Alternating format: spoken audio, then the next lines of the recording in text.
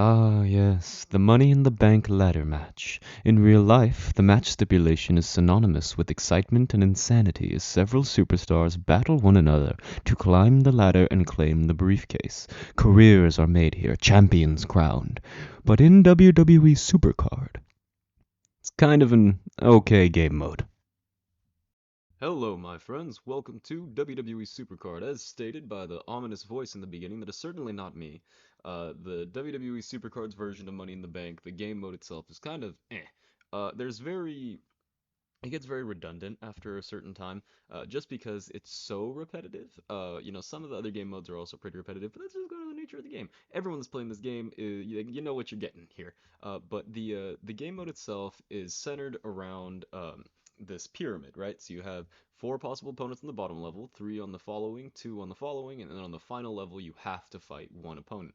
And then it's chosen between the two possible match types. So say it is speed and toughness, it'll be selected between the two um, randomly. So we're gonna go ahead and log into a game here, and I'm just gonna show you my thought process. Just give a couple tips, a couple little things that I do. The first thing that you actually need to start with is you need to create a deck that you are familiar with and that's pretty even. You don't want to have like a Crucible card and then just like a bunch of detentions, because this card here at the top could be that Crucible card's enemy, because that's the way that it makes matches. It matches your card's strength and throws them back at you. So we're going to go for the highest. So we're only looking for five. We're going for the highest amount of super coins, and we're going to pick a card that is going to beat one of these cards in both of these categories. So the Shinsuke Nakamura will beat him in power, but his ability can proc. So we're going to just play it safe for now, and we're going to throw this onto Big John Studd. Actually, we need to throw that onto Big John Studd, and go ahead and play the Ultimate Warrior. Normally, this will be a lot easier because I don't have to talk it through, and I'm kind of like stretched by the time, which they've decreased by a lot. It used to be a very long timer for this, so you could just kind of let it run. But yes, so as you can see right there, we got the matchup that was more favorable, and we're all good. I know that my weaker cards in this deck are detentions, and I got three different detentions this round, so I'm going to go ahead and use those now, try to get them out of the way, or at least try to use them. These two cards, neither of those will win in toughness, so I actually am going to have to pivot to a Noir card. And we're going to go against the Sami Zayn because in toughness I win 402 to 390, as well as in charisma 508 to 542. You want to be aware of the the match types that you're throwing yourselves into, because it is possible that Rick Steiner could, beat him in toughness, but if I don't check charisma, Sami Zayn could beat him in charisma. It draws charisma, you lose. It's a bummer. You do have six cards, and there's only five matches, so you can use two cards on one match one time per round. So right here, this card at the top is pretty weak in power. Both of these are in power, so I'm just going to pick a high power card and kind of hope for the best. We can even throw this on. Oh, yeah, that should be fine.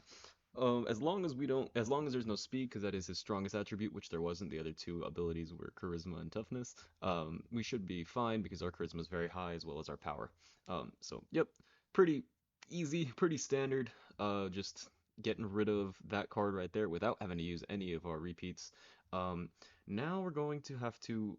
This is going to be tough because this card's strongest right here is speed. So we're actually just going to steer clear of this card entirely because it's 521. I don't have anything that's that close in speed. So we're going to definitely go for this Kevin Nash card over here in toughness and speed and power. And ooh, okay.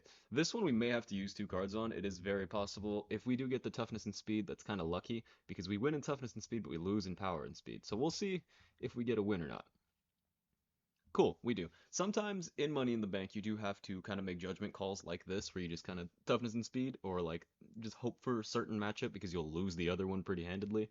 Um, Now that we're at the top, it doesn't matter what we do. The one thing I do recommend is always checking your little abilities down here, because if you throw out a card to sacrifice to the great overlords up here, and they have the reversal ability, they could reverse it into a match type that is not on like the standard match type, and it'll lower your opponent's stat for that match type, but then when you throw in your other card, it's not going to be lowered and you're going to lose, and it's no fun. So just be aware for the last match what your card's abilities are. You do not want to throw a reversal into this type of match where you're like sacrificing them.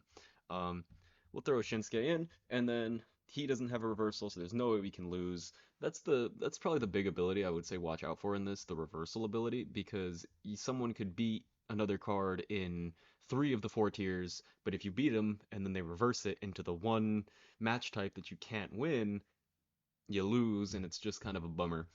So I'm gonna go ahead and get another match right here because it's pretty fast. I'm not able to say as much as I'd like. So here you go. I'm gonna just wait. Actually, I'm not spending no credits. No, I'll be back. And we can get right back into it. Now, the most important thing with Money in the Bank is not to fall asleep at the wheel. Just be aware of what you're doing because there's only five bouts every 5 hours. So losing in this kind of sucks because you're kind of wasting time. The game's pretty long, and it's just not worth it, like to just kind of like randomly throw your cards in there. So the first thing we're gonna do is we're gonna take a look at our hand. We got two Noirs, which is strong in this deck, a Pro Tempest, which is also pretty strong, and then a bunch of weak detention cards. So it's toughness power. We're gonna go against someone hopefully that doesn't have great toughness or power.